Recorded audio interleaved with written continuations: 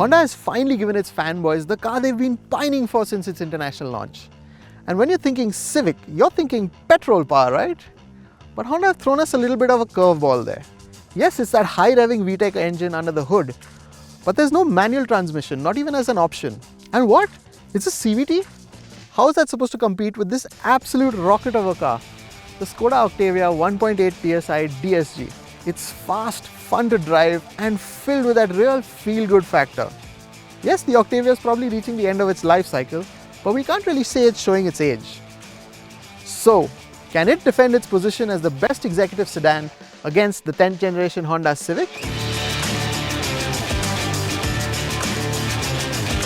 So the Octavia is the understated car in this comparison. That conventional, almost mundane sedan shape is nicely broken up by these quad LED headlights in the front.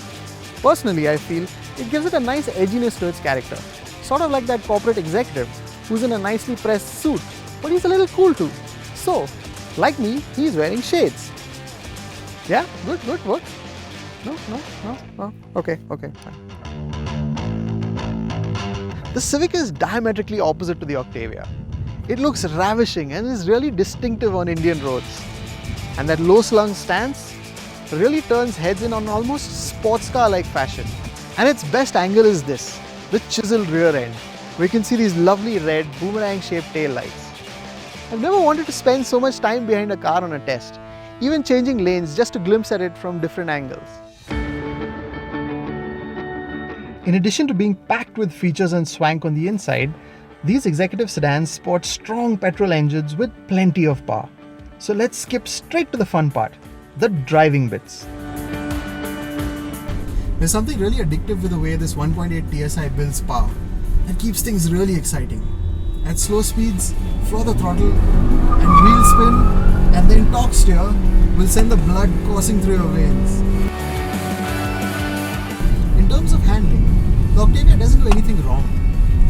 There's a little bit of roll in the corners, but it's fairly composed and predictable too. But in the end, that whole experience is dominated by the performance of that engine. It's like cheese. Everything tastes better with it. Moving to the Honda, and this driving position is just brilliant. Feels like my bum's just inches off the tarmac, and with the electronic adjust in the seat, I can tilt it up just a little bit to give myself the perfect under thigh support.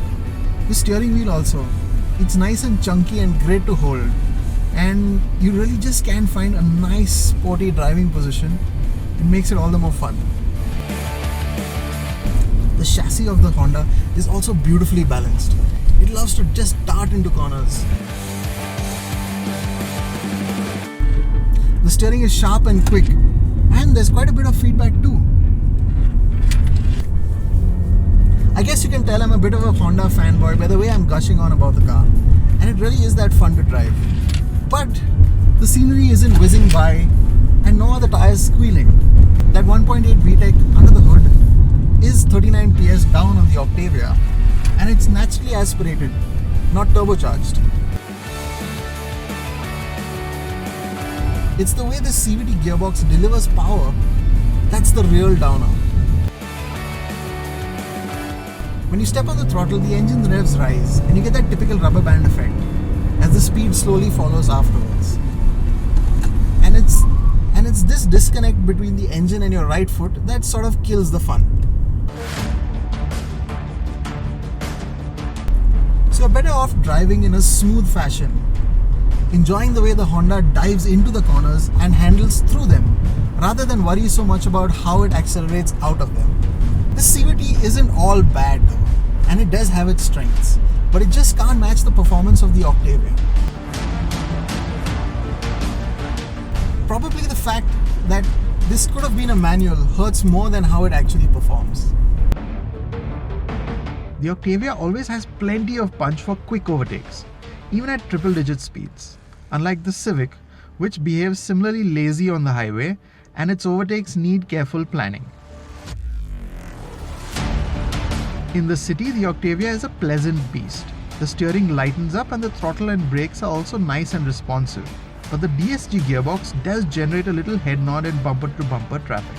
It also gets a little confused and takes a second to respond when you stomp on the throttle all of a sudden. In the city, the CVT in the Honda comes into its own. It seems tuned for this terrain, and though that's something that'll probably anger the more enthusiastic fanboys, it does make it super relaxing to drive. Hassle-free and more efficient too. Another place for the Civic excels is in its ride quality. And unlike the Civic of old that was low slung and low sprung as well, this one is impeccable. Over highway undulations, it remains perfectly flat, and you'd be really hard pressed to get it out of shape.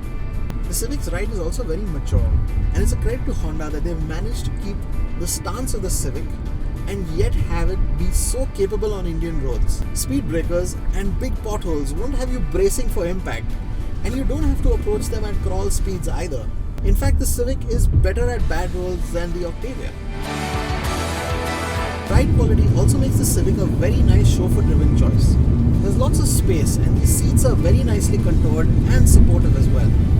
But there is one problem. Ingress and egress out of these small doors and this low seating height is a little heavy on the knees. You can always tell when the road surface changes in the Octavia. It's that sensitive to the little bumps. And there's always a little bit of jitters that creep into the cabin. Over large bumps like speed breakers and potholes, while it does absorb them well, it also takes a little time to settle. And also if you go over the bumps sideways, you do get a lot of side-to-side movement in the cabin. In terms of being chauffeur-driven, you do get a similar amount of legroom, and these seats are a lot more upright than in the Civic. And that means that ingress and egress is also a lot better. There's a lot of glass area in the Octavia, more than the Civic. And that's more to do with the Civic's high shoulder line.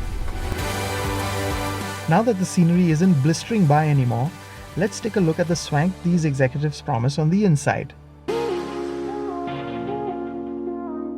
This top-spec Honda Civic ZX features 6 airbags, sunroof, lane watch camera, auto headlamps and wipers, remote engine start, and powered driver's seat. So it's nicely spec'd. When it comes to the driver's information display and the touchscreen in the Civic, they won't leave you wanting for too much as far as functionality, but we do have a few nits to pick, like the touchscreen, which is very snappy and is full color display as well, but the resolution is low and the functionality of it, the way the interface is designed, doesn't give you that premium experience. And when it comes to the buttons on the steering wheel, they aren't very logically laid out and just a little bit tacky.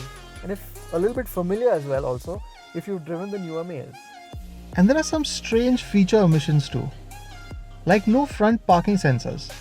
And while we do love that low driver's seating position, parking without the aid of sensors is an unnecessary pain. Stepping from the Civic into the Octavia, and the first thing that falls to hands are these steering controls. They're very simply laid out and easy to use. And then you come to that amazing virtual cockpit. It's packed with information and very classy to look at.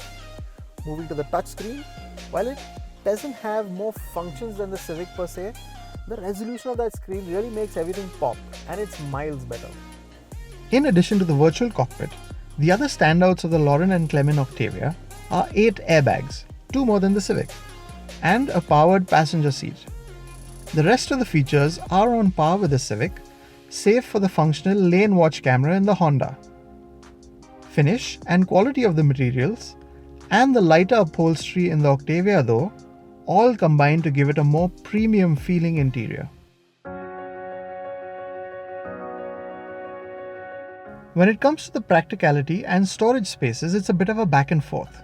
The Octavia was always known for its cavernous boot, and that hasn't changed. It's a whole 160 litres more than the Civic's.